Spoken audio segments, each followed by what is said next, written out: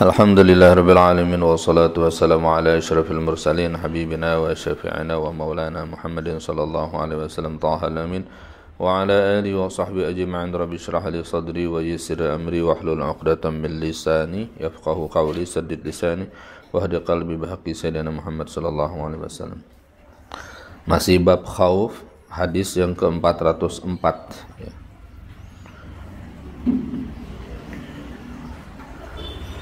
Apa yang kita dengar, apa yang kita lihat, kebanyakan sesuatu yang melalaikan kita dari Allah Subhanahu wa Ta'ala. Dengan membaca hadis seperti ini, menyimak hadis seperti ini, kita terarahkan kembali. Yang tadinya lalai jadi bangun, yang enggak ngeh jadi sadar bahwa kita hidup ini ada endingnya dan ada hitung-hitungannya di sisi Allah Subhanahu wa Ta'ala. Itu namanya hari kiamat. Nah, untuk menumbuhkan rasa tanggung jawab yang penuh dengan kehidupan ini, maka perlu bab khauf untuk menyadarkan kita. Kita jadi anak muda jangan mengikuti keadaan umumnya pada orang lain yang tidak tahu dengan apa yang disabdakan oleh Rasulullah sallallahu alaihi wasallam. Yang kita sudah diketengahkan pendengaran tentang bab neraka, harusnya lebih takut daripada teman-teman yang enggak mengetahui. Bersyukur kita di usia remaja seperti ini sudah mendengar sabda-sabda Rasulullah sallallahu alaihi wasallam, dan tentunya ini menjadi bahan pertimbangan kita untuk berbuat, bertindak, berpikir, berbicara dan melakukan apapun dalam kegiatan dalam kehidupan ini. Karena masing-masing kita ada hitungannya ya.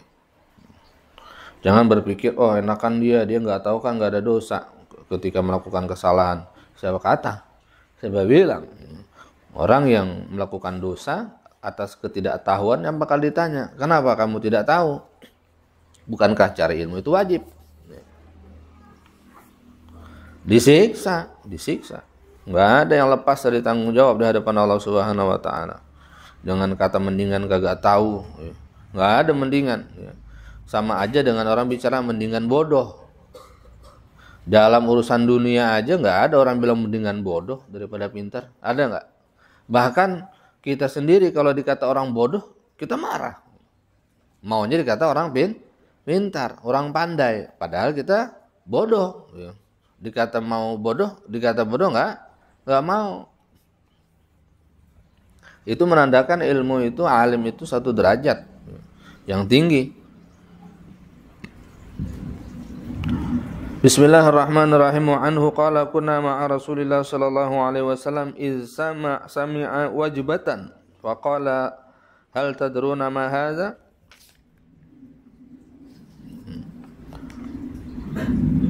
Ketika kami bersama Rasulullah sallallahu alaihi wasallam, tiba-tiba mendengar satu gemuruh, goncangan kayak goyang gitu.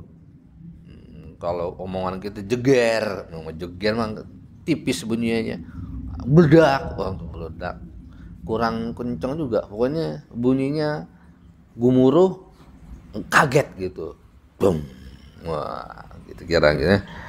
Nabi bilang hal tadruna ma hadza, tahu nggak ini nih, bunyi apa itu? Qulna Allah wa rasuluhu a'lam. Ya Allah dan Rasulnya saja yang paling tahu ya Rasulullah. Qala, Nabi jelasin, hadza hajarun rumiya bihi finnar munzu sab'ina kharifan. Ini adalah batu yang dulu dilempar oleh malaikat. Rumiya pakai wazan majhul. Ya tentunya malaikat kerjaannya sama manusia ya. Kerjaan di nerakanya malaikat. Dilempar ke neraka munzu sab'ina kharifan sejak 70 tahun silam. Ini hitungan akhirat apa hitungan dunia tahunnya ini? Kalau hitungan sana kan satu harinya 1000 tahun di dunia. Dilempar dari permukaan ya. Fahuwa yahwi finnar. Itu batu terus-terusan meluncur tajam jatuh ke neraka.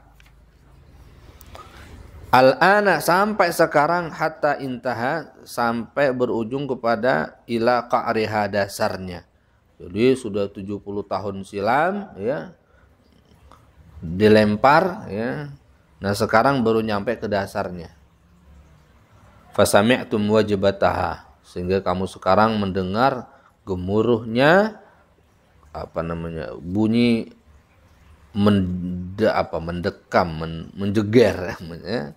Bunyi yang menakutkan tadi tuh. Deng gitu. Rawah Muslim, sahih hadisnya. Gak kebayang gitu tuh. 70 tahun orang mau mendaki gimana itu? Ya. Gak kepikiran ya. Gak bisa keluar. La yu'adzibu azabahu ahad. Tidak ada yang bisa menyiksa seperti siksaan Allah Subhanahu wa taala. Maka tidak ada bagi kita ini melainkan senantiasa istighfar, taubat, istighfar, taubat sampai bosan maksiat dosanya. Hadis yang ke-405. An Adi bin Hatim radhiyallahu anhu qala Rasulullah sallallahu alaihi wasallam ma minkum min ahadin, tidaklah dari antara kalian min ahadin seorang pun illa kecuali sayukallimuhu rabbuhu, akan diinterogasi oleh Allah Subhanahu wa taala, rabbu Tuhannya. Kallama yukallimu, interogasi saja, ditanya. Laisa bainahu wa bainahu turjumanun, tidak ada antara dia dengan Allah Subhanahu wa taala, tidak ada antara Allah dengan dia turjuman, penterjemah yang dampingin, enggak ada. Enggak kebayang bagaimana tuh tanggung jawabnya ya. Kita terhadap orang yang kita takuti aja kadang-kadang nggak bisa bicara, ngomongnya hilang, ngeblank.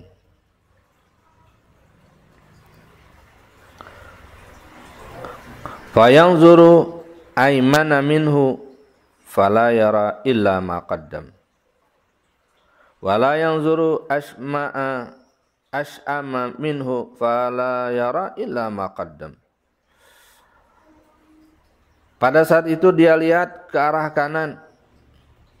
Fala yara illa ma qaddam, tidak ada yang dia lihat kecuali apa yang telah dia lakukan. Kebayang nih ya, masa 60-70 tahun kita hidup di dunia itu langsung tuh. Rekodnya ya Allah, astagfirullahaladzim, ya Allah, dosa kita, bercandanya kita, lalainya kita ya. Salat yang ditinggalkan, iseng-iseng segala bagai itu, banyak hal-hal yang jadi dosa dan sebagainya itu kelihatan. Wa yanzuru asma'a minhu, dan melihat ke sisi kiri, fala yara illa ma qaddama, tidak dia lihat kecuali juga apa yang sudah dia lakukan. Recordingnya mantap, full HD berapa ribu kali, 5.000-an lebih kali itu. Intinya sejelas mata memandang seperti kehidupan nyata, kelihatan semuanya.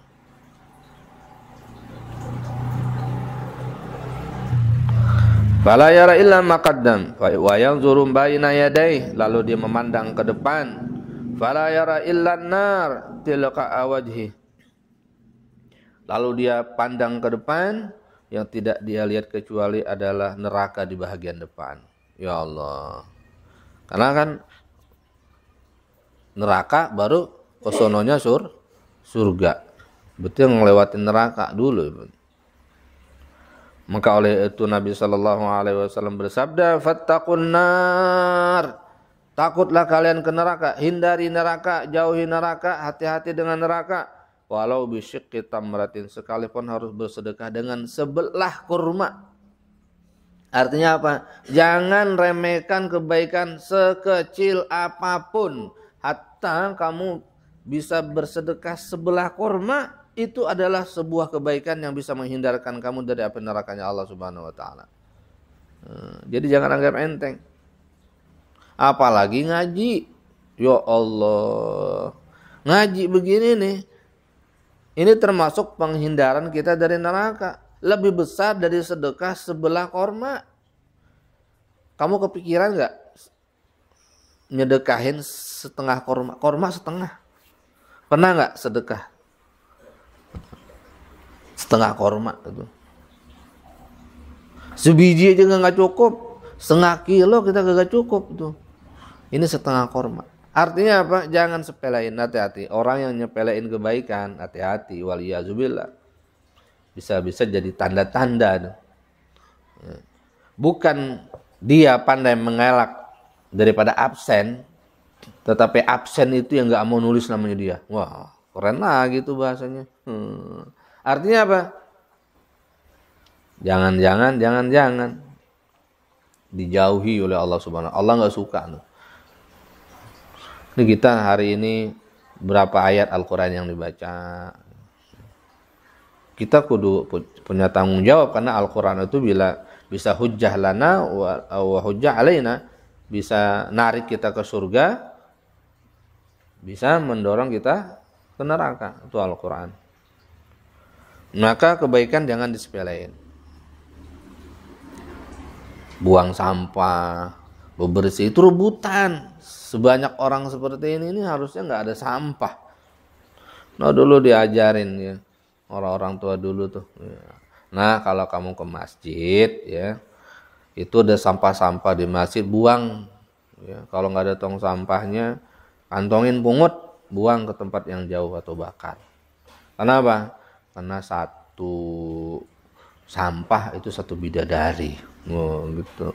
Satu sampah satu bidadari. Ada satu piring kotor satu bidadari. Oh, dibahasain begitu tuh. Kagak pakai hadis, dengarang aja. Tapi itu masuk sama alam pikirannya anak-anak. Karena kalau disebut pahala kagak nyambung loh. Bidadari apa bidadari? Wow, punya cakep dah. Wow, kagak bau keteknya. Paham nggak? Maksudnya biar ketek kalian tuh kagak bau. Ini lewat dapur atas. Jadi bangkis mulu Ustaznya nih. Dicium-cium dulu kan kata gue. Wangi apa? Ada aromanya apa kagak sih? Mau ngaji Ustaznya jadi bangkis. Bukan santri sini, sono. Jauh. Seberang sungai. Terus belok ke Pagersi naik jembatan. Terus ke arah jalan Gelonggong. Belok kiri masuk.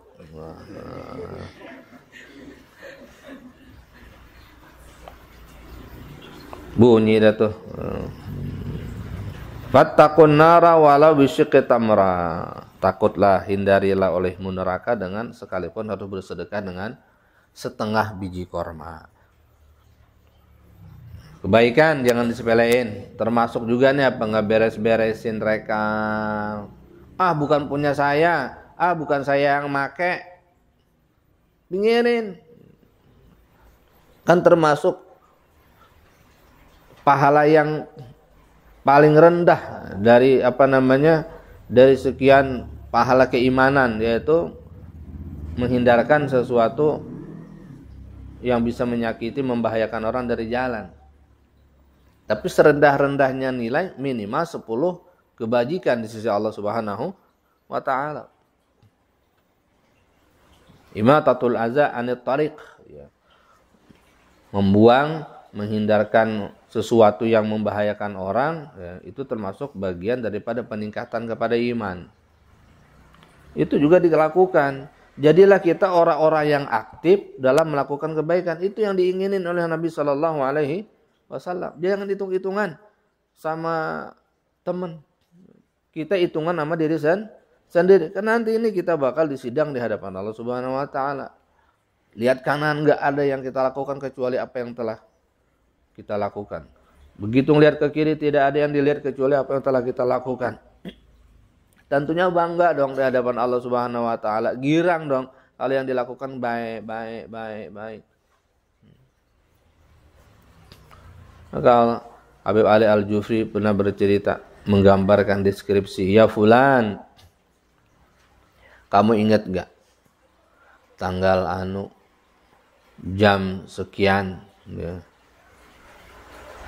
di tempat si fulan, di tempat fulan ya, ketika tidak ada orang pada saat itu kau melakukan dosa, kamu bersendirian. Ketika di hadapan orang yang hina manusia itu kan hina. Malaikat, makhluk Allah. Di hadapan manusia-manusia, di hadapan orang-orang yang hina, yang tidak sholat, di hadapan orang yang hina, yang jauh dari Allah, kafir, ya. Kamu malu melakukan dosa, malu dikatain. Tapi begitu kamu bersendirian, kamu lakukan dosa. Padahal kamu yakin aku melihatmu. Padahal kamu yakin aku melihatmu. Begitu rendahkah kau memandang aku? Di hadapan orang, kamu tidak melakukannya. Tapi kesendirian kamu melakukan ini. Lihat dosa ini. Nggak bisa bicara kita di hadapan Allah Subhanahu wa Ta'ala. Maka lakukan taubat, lakukan istighfar. Ya Allah, Engkau mengetahui apa yang tidak diketahui oleh orang lain, dan aku tahu aku dosa banyak, ya. Dosaku hanya Engkau yang mengetahui. Ampuni dosa-dosa ini ya Allah Subhanahu wa Ta'ala. Satu persatu sebut, dirinci. Jadi usahakan kalau minta ampun tuh dirinci dosanya, atu. Ingat, jangan pakai global aja. Ya Allah, ampuni semua dosa saya. Enak banget. Sekali kata begitu selesai. Rabbana atina fid dunya hasanah. Belajar kita mengenang dosa-dosa itu agar kita jangan terlalu pede jadi orang. Wah, saya mah kalau seandainya 1000 orang semuanya masuk surga, ya. Kalau seandainya 1000 orang masuk neraka, 1 orang masuk surga, kira-kiranya yang 1 orang itu saya itu. Terlalu pede. Buat ada waktu kita untuk tafakur, mengingat dosa, sehingga tumbuh rasa takut kita kepada Allah Subhanahu wa Ta'ala.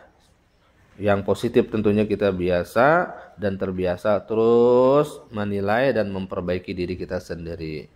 Iqra'u hadzal hadis.